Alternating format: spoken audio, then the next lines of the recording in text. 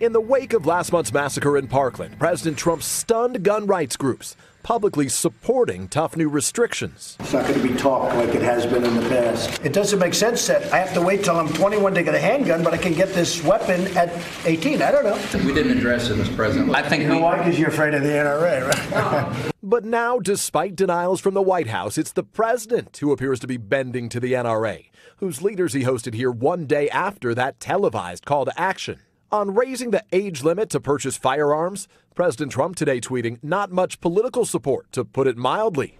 The idea instead simply under review by a soon-to-be-formed Commission on School Safety, headed by Education Secretary Betsy DeVos, with no clear timeline. What happened? What changed?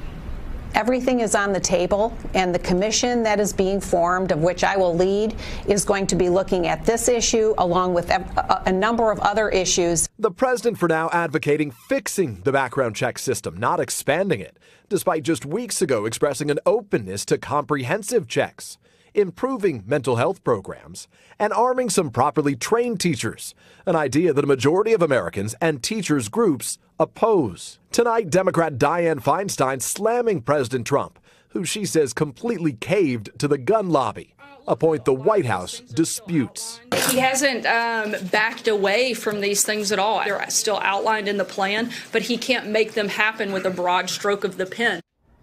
Tonight, the White House is not commenting on another new headline. Adult film star Stormy Daniels' attorney in a letter today offering to refund an alleged hush money payment to the president so Daniels would be freed up to share her story. No comment from the president's lawyer.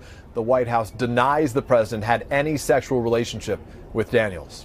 Hey, NBC News fans, thanks for checking out our YouTube channel. Subscribe by clicking on that button down here.